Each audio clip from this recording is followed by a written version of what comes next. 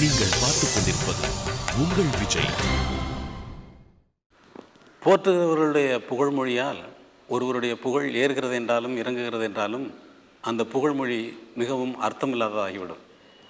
அந்த புகழ்மொழியினால் அவருக்கு ஒரு ஏற்றமும் அவரை இறக்கி பேசுவதால் அவருக்கு ஒரு இரக்கமும் வருகிறது என்றால் அந்த மனிதர் தகுதியானவர் அல்ல என்பது அர்த்தமாகிறது. ஆனால் பாலச்சந்தர் சார் பொறுத்தவரை அவர் யார் போற்றினாலும் யார் எப்படி பேசினாலும் அவருக்குரிய இடம் திரையுலகத்தில் நிச்சயமாக வேறு யாராலும் அடைய முடியாத இடமாகும். காரணம் என்னவென்றால், நாங்களெல்லாம் இளைஞர்களாக இருந்து கொண்டிருந்த நேரத்திலே அவருடைய படங்களை பார்த்து இவரை போல் நாமும் திரைப்பட இயக்குனராக வர வேண்டும் என்று எத்தனையோ இளைஞர்களுக்கு இவர் முன்னோடியாக இருந்திருக்கிறார். காரணம், நாடகத்திலிருந்து அவர் மேடைக்கு வந்திருந்தாலும் திரையிலே அவர் எடுத்துக்கொண்ட கதைகளும் அவர் எடுத்துக்கொண்ட கதாபாத்திரங்களும் மிகவும் தெளிவாகவும் சொல்ல வேண்டிய கருத்துக்களை தெளிவாகவும் எந்த சந்தேகமும் இல்லாமல் சொல்லி வந்தவராகும்.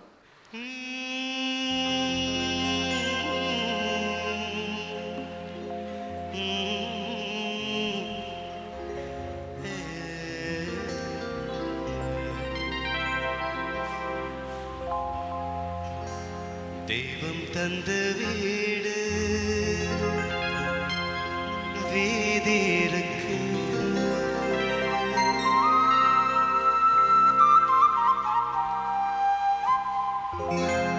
தெய்வம் தந்த வீடு வீதி இருக்கு. இந்த ஊர் என்ன சொந்த வீடென்ன, இந்த ஊர் என்ன சொந்த வீடென்ன, ஞான பெண்ணே வாழ்வின் பொருள் என்ன, நீ வந்த கதை என்ன.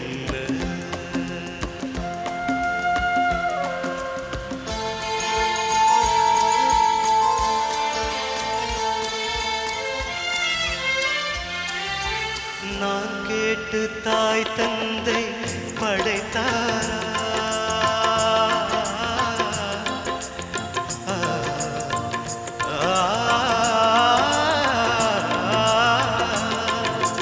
நான் கேட்டு தாய் தந்தை படைத்தாரா, இல்லை என் பிள்ளை என கேட்டு பிறந்தாரா.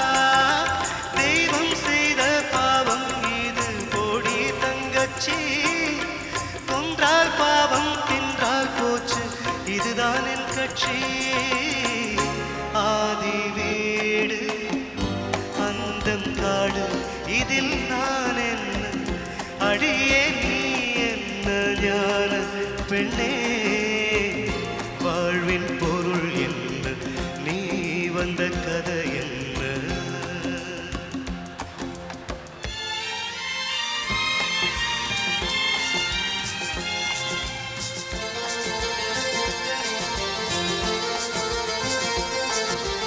வெறும் கோயில் இதில் என்ன அபிஷேகம், உன் மனமெங்கும் தெருக்கூத்து பகல் வேஷம்.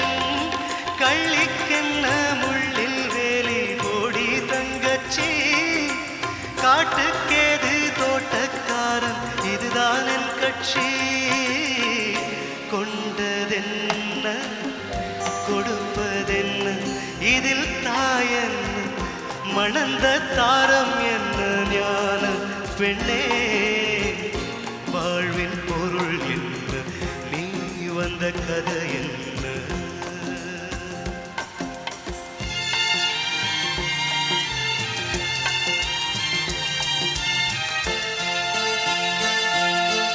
தெளிவாக தெரிந்தாலே சித்தாந்தம், அது தெரியாமல் போனாலே வேதாந்தம்.